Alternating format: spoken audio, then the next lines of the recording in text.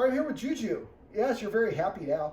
In this video, I'm going to go over basically how to teach your dog to go to a dog bed, making a dog bed a safe place, as well as dog consent, something most of us never think about. So I'm using very high value treats. As you can see, this is the Stewart's freeze-dried beef liver that you can get on Amazon or Chewy, a lot of different places. Now, when you're using, there's two different things. There's a marker word, and then there's a cue, what a lot of people refer to as a command word. A marker word is like this: sit, good. So the marker would be when you click with a clicker, or when her butt hit the ground, I said good to indicate that's what I meant, and then I get a treat for her. We use a marker before the dog can understand a command word. So now what I'm going to do is I'm going to first of all show you how to get her to go to the dog bed, because I want her to be positioned there where I can show you how to get a little consent and hopefully how to get her to get picked up. So we agree that the dog bed's going to be called Colorado. So what I'm going to do at first, I'm just going to use the marker word. So I'm going to throw it here. Good.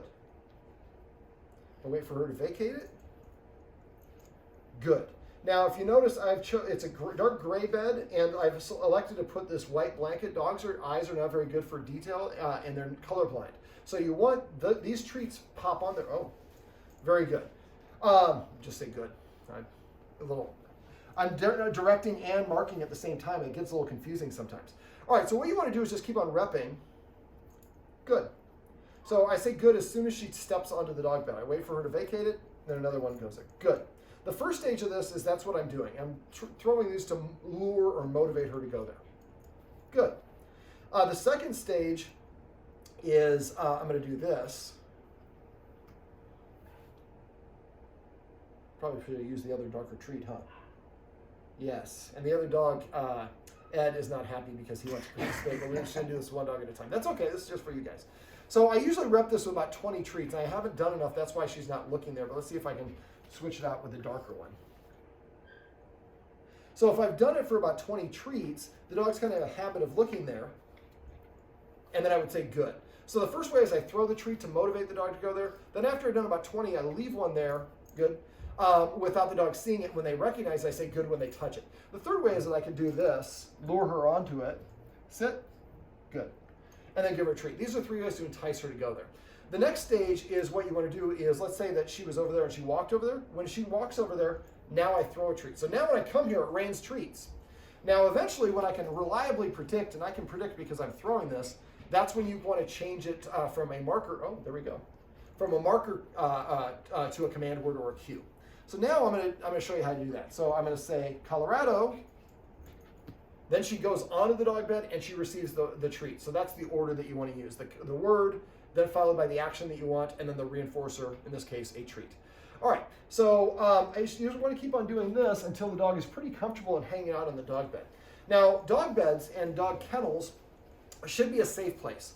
In this case, our camera person has gotten bit by her a couple of times, because a lot of times we don't think of dogs as having, I don't say rights or privileges, but wants maybe is a better way to put it. So we just reach over and we pet them no matter what. Now right there, you saw that she backed away. That was her way of saying she didn't want me to touch her. Now I reached over her head, which a lot of dogs don't like.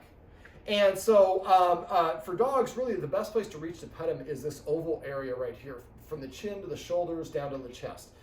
So what I want to do, and I'm going to go ahead and lure you there. Let's get good camera presence. Sit. So when I want to pet a dog, I reach like this. See how she touched me? Now, we just did a touch game. There's probably some residual for that. But if I reach to pet her like that, and she turns her head to the side, lowers her head, backs away, or even looks away, or just is frozen looking away, that's her way of saying, I don't want you to touch me. We all think, well, petting you is okay, so we just go ahead and pet him anyways. A lot of these dogs, they've already said no. Sometimes they start curling their lip, they growl a little bit. We keep on doing it, and eventually they start biting us. They usually air bite, and then they start making contact, and they start making contact and causing blood. So what I'd like everyone in the family to do, if you want to pet her, sit, reach like this. If she reaches in, then you can go to pet and see how right there she kind of shook me off. Now she shook me off there because I think she wants a treat. And we'll go ahead and give you one there. So, so basically, the more that, come here, I'm going to lure you into the right position. There you go. The more that she sees that we're listening to her and not petting her or grabbing her regardless, the more confident she's going to be, because I can trust them because they are listening to me. Now, whenever I have a dog that doesn't like an activity, I like to break the activity into small individual steps. She does not like being picked up. Well, actually, Ed doesn't. Both of them don't like being picked up. Now, a lot of it is how we're picking them up. We pick them up in a way that makes them feel insecure. So the girl I'm seeing, Kendall, had the same problem with her dog. So she just went and or pick them up, and the dog would either bite her hand or would belly up. And if a dog ever bellies up when you're trying to do something, the dog's saying, please don't do that. And we do it anyways. And eventually that leads to the biting and the nipping. So what I'm going to do is I'm going to make, we call it a precedent. I want to break down reaching over to pick her up into small individual steps. And I'm probably not going to achieve the whole thing here because this is an ingrained behavior. Sit. So I reach a little bit, pull my hand back, and she gets a treat. Reach a little bit further, pull my hand back, and gets a treat. Now, if she turns away, she's looking at my hand for the treat. But if she were to turn away, that's a way of indicating I'm not comfortable with that. So then I would back up and I would just go this. And right there, I had the treat in my hand. I don't want to have a treat in my hand. I'm doing this. I'm using my treat pouch. So I can go here, and then she gets a treat.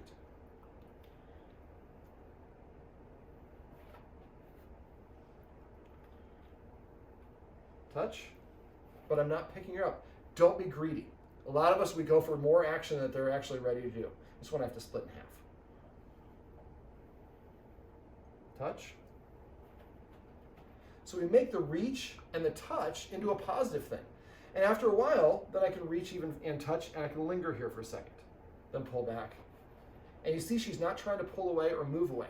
Now, I just got done talking about the dog bed. I guess I didn't really say. The dog bed should be a safe place. If the dog's on the dog bed, this is not the place that you should do this exercise. I'm doing it because we're just the way we've kind of blocked the scene. But basically, when you're doing this, you really want to, if the dog's on the dog bed, if we want the dog to come to us,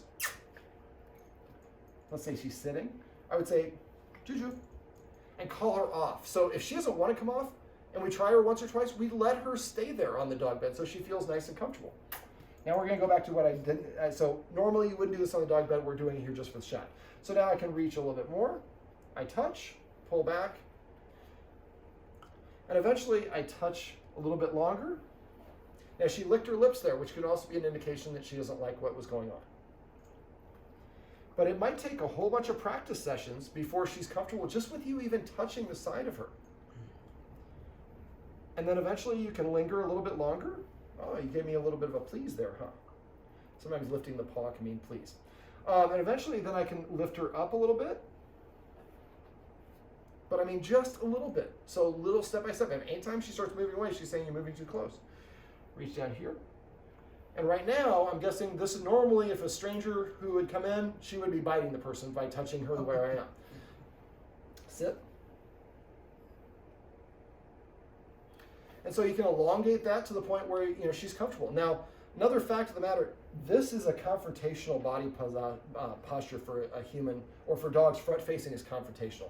So in this, we don't really have much choice for her to pick her up, but if you could, you'd like to get her orientated this way and kind of support her a little bit. Yes, I shouldn't do, that's why you don't do it with a treat. Sit. And so eventually you can touch her front paws, touch her chest, put your hands together on her chest, raise it up a little bit more, and then you put her back down. Kendall calls this the elevator ride game. And eventually you just pick the dog up, put it down, and the dog gets a treat. But again, don't do it here on the dog bed. Well, this is Juju, and these are some tips on how you can teach a dog to go to the dog bed, why you should make a dog bed a safe place, and how to condition your dog to like being picked up.